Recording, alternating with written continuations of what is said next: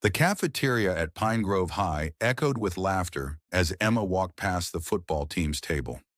One of the boys muttered, "There goes the Forest girl," and the others chuckled. Emma kept her head down. She was used to it being the park ranger's daughter meant you smelled like pine, wore secondhand boots, and knew how to handle a snake before you learned to curl your hair. Her father, Ranger Tom Whitaker, had worked the Appalachian backwoods for 20 years. People respected him, but somehow that respect didn't pass down to her. While other girls wore makeup and posted selfies, Emma learned how to track a bobcat and start a fire with wet wood.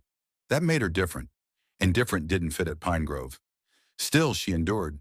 Her mom had passed when Emma was 9, and her dad raised her in a log cabin deep in the woods. They didn't have much, but they had each other in the forest. She found comfort in the rustling leaves, the distant howls, the hum of cicadas. But none of that helped in school, where she was invisible at best, a joke at worst. That morning, Principal Harris had announced the county's annual Wilderness Survival Challenge. Teams from schools across the region would compete in a 3-day test of outdoor skill. Emma's heart jumped. This was her world. But when she signed up, she overheard a senior whisper, "She's just trying to show off." Her dad probably taught her bear whispering or something. She tried not to care. But when the list of team leaders was posted and her name wasn't there, it stung. Instead, Trent Matthews, the Golden Boy quarterback, who thought the woods were bug hell, was picked as lead. And worse, Emma was assigned to his team. He smirked when he saw her. "Try not to slow us down, Forest girl." Emma looked him in the eye, steady and calm. "Just try not to get lost." And with that, the game had quietly begun. The school bus rattled down a narrow gravel road, deeper into the Appalachians than most of these kids had ever been. Trent leaned back in his seat, tossing sunflower seeds at his teammates while bragging about how he'd watched a whole season of a survival show to prep. The others laughed, except Emma, who sat quietly near the window, watching the trees thicken outside. When they finally arrived at the ranger station, Emma's dad stood waiting. Towering and weathered, with a face carved by sun and wind, he gave her a small nod. "You ready, Em?" he asked. She nodded back, proud but silent. Trent snorted. "Is that your bodyguard or something?" Emma didn't respond. Ranger Whitaker just stared at Trent, his gaze calm but sharp. "Out here," he said. "The forest doesn't care who you are in the cafeteria." Soon the teams were given their gear and led to their drop points by truck. Emma's team was set down at the edge of a dense forest with instructions. Reach Camp Echo, 15 miles west, using only map and compass. Food, fire, shelter. It was all on them now. The moment they stepped into the trees, everything shifted. The forest closed around them, muffling sounds, stealing direction. The trail was gone within minutes, and so was Trent's confidence. "Where's west?" he asked, spinning the compass uselessly. Emma took the map and scanned the tree line. "We need to drop into the ravine and follow the stream westward. It curves, but it'll keep us on target." Trent rolled his eyes. "I'll lead. I've got this." Within an hour, they were lost. One kid twisted his ankle. Another nearly stepped on a snake. Panic started creeping in and the sky dimmed.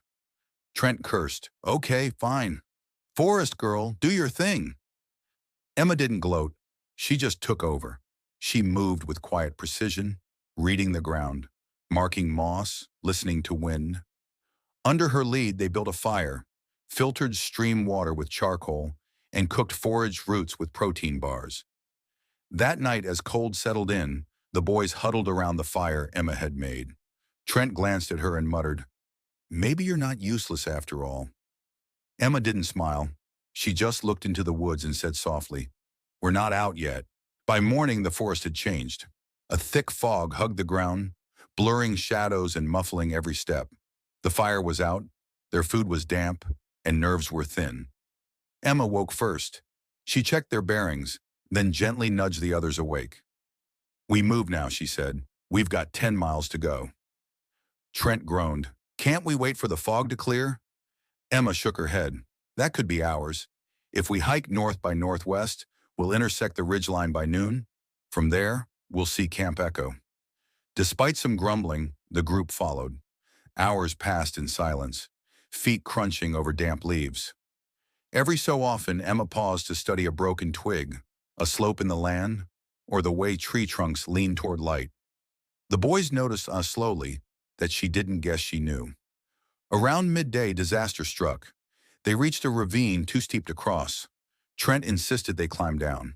Emma hesitated. Too loose, she warned. We need another route. But Trent was already halfway down when the dirt gave way beneath him. He tumbled, screaming, landing hard against a rock.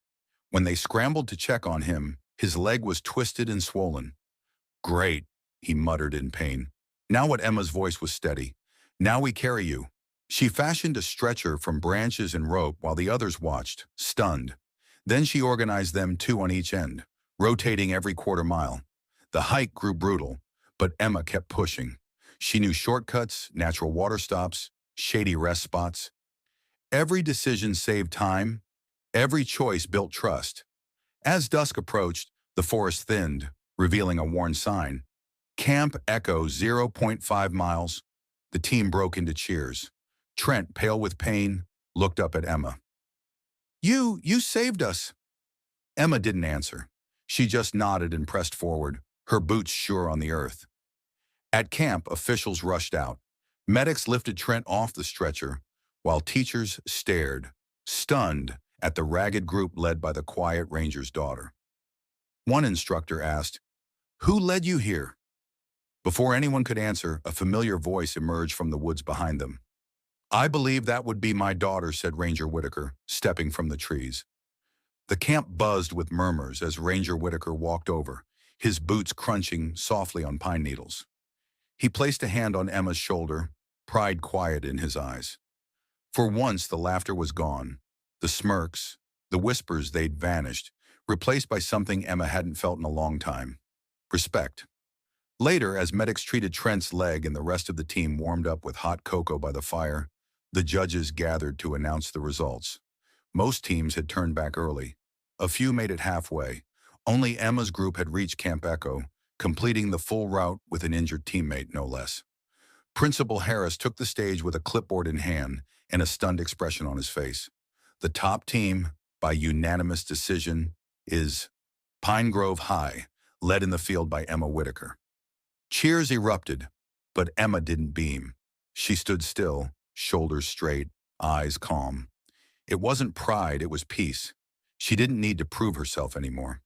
Trent, now in a splint and sitting beside the fire, looked up. "Hey, Emma," she turned.